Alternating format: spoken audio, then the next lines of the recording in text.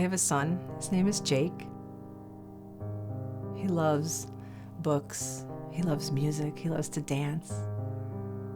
He loves his little brother. He loves being a big brother. He loves his family, his aunts and uncles. He loves to go for walks. He loves to talk to the neighbors. He loves dogs.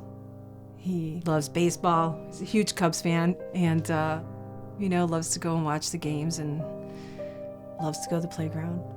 Loves to go climb to the highest slide, which gives me a heart attack, and go down. He's the greatest son you could ever imagine, and he was born with Down syndrome.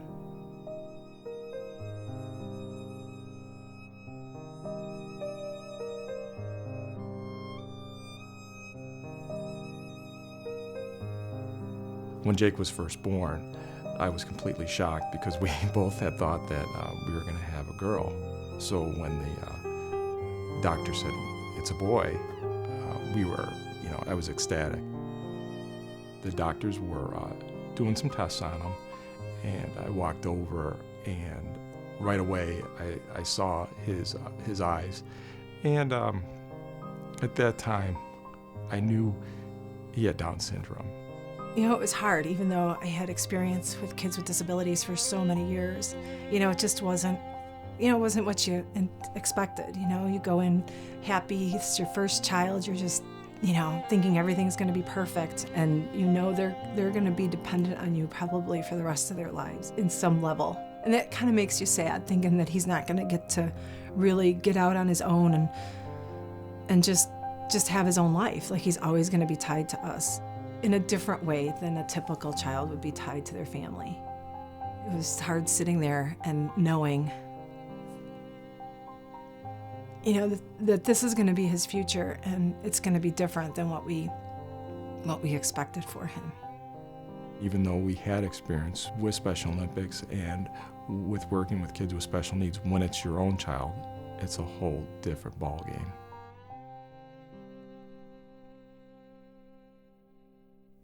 In working with Special Olympics, it's always been 8 years old and up. And so I was, we have to wait till he's 8 years old for him to get involved in Special Olympics. And then Jennifer Marcello, who I knew through my work experience, said that, hey, there's this brand new program, Young Athletes. It's for kids 3 till they age into regular Special Olympics or typical Special Olympics. And I was like, this is awesome, because if you can catch them when they're 3 years old, gosh. You go to a Young Athletes event and its parents are like, wow, I didn't even know my kids could do some of this stuff. And it's just neat to see the interactions between the parents and the kids. And so when Jen was telling me about this program, I'm like, this is perfect for Jake. The Special Olympics Young Athletes program is a gross motor sports play program geared for children between the ages of 2 and 7 with as well as without intellectual disabilities. There are 3 main goals of the Young Athletes program. The first is the cognitive, social, and emotional development of the athletes that we're working with. The second is to engage Special Olympics Young Athletes into the support network of Special Olympics and all that it has to offer. And the third is to offer families the opportunity to share in the success and the joy of their future Special Olympics athletes. If you look at special rec programs or even regular park district programs, there's not a whole lot for that age group. So, the kids that didn't have the Young Athletes program kind of missed out on all those socialization possibilities, all those ways to improve their gross motor, their fine motor. There's just so many things that they're learning through this, but they're having fun doing it. It's not like they're learning, and like, it's like, oh, you have to do this. It's like, oh, wow, look at that tunnel. I get to crawl through that and get to the other side, or I get to take this really pretty purple beanbag and throw it at a hula hoop, or, it's fun, but it's something that when the Young Athletes program wasn't in existence, they went for a couple years until they were old enough to participate in Special Olympics. And by that time, they missed out on all of those years of just improving their skills, their basic skills, so that they can participate in an actual sport. I think the teachers, the staff, the principals, the superintendents, they're all kind of jumping on the bandwagon of realizing that this is an important piece for these children, and not just to let them throw some equipment out and let them go play, but actually teaching them skills that are helping them in other areas of their, in their lives. The social aspect of the Young Athletes program really gave the students from the special ed rooms and the regular ed rooms a place to play together, where I think that's how children get to know each other. It makes me feel amazing. And I feel inspired when I help them because I feel like sometimes they actually teach me stuff and I don't really teach them that many stuff.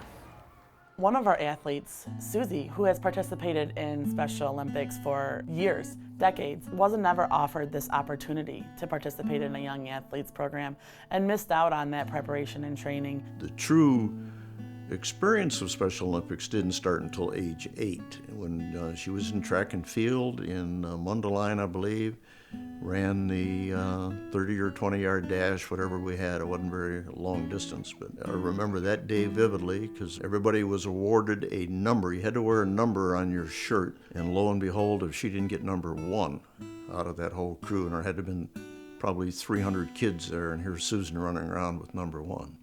In our minds, she was number 1. As Susan got involved, we could really see, looking back, like maybe a flower in bloom. It would be maybe a description that I would use. She just kind of came alive. She got to be more social with her peers. It gave her the opportunity to be on her own in some respects with other children of all different abilities. And in retrospect, I look back and I think it was certainly the best thing for her, and it might have been good if she could have started before age 8. I think every day with a special needs child, every day that you can get them actively involved, it's certainly an asset. You think the kids aren't learning because they can't talk, but they're still learning. Every day they're learning, even though they're not necessarily verbal. And I think starting them as young as you can has got a lot of merit. I really do. Teachers are always looking for something new, something to help, something to excite the kids, and this is it.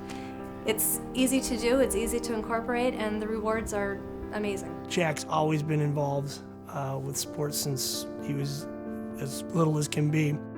We're so proud of what he's done since he's got into the program, and we know he's going to be successful in whatever endeavors, especially when he gets into the Olympics itself, the Special Olympics, when he turns 8 and he's going for it for real. When I first got Joshua's diagnosis, I was made to feel like it was almost like a death sentence, but it's been so wonderful. These children are just triumphant. They have such beautiful spirits. They learn and grow like everybody else, just at a different pace. And this is just an opportunity for you to know that not only are you not alone, but that your children are just wonderful, and it's worth every minute. It's a beautiful experience. Today he had his first event, and I'm like, this is like a milestone. This is, like starting to walk or starting to talk, He's starting his Special Olympics career, and just choked me up just because I just have seen kids grow so much through Special Olympics, and, now here's his chance. If he comes in first place or if he comes in last place, it doesn't make a difference. He's always proud of what he did. And he's always proud of the others, and he's always cheering for the others, and I think that's what Special Olympics is all about. He's exceeded what we ever thought he'd be doing at the time he was a 5-year-old, at least in my eyes. We tried to do the best we could, and at first, and, there would be days that we would just have little breakdowns, You look at him, and he had to try so hard to do so many things that just come so much easier to other kids. And, and I think I didn't even realize that until we have our second son, David. And I see how easy things come for him, and Jake had to just try so hard. He's always trying to help his little brother. And I know down the road, his brother's going to help him. We were really, really lucky, and that's how we look at him every day, and, it's good. It's good.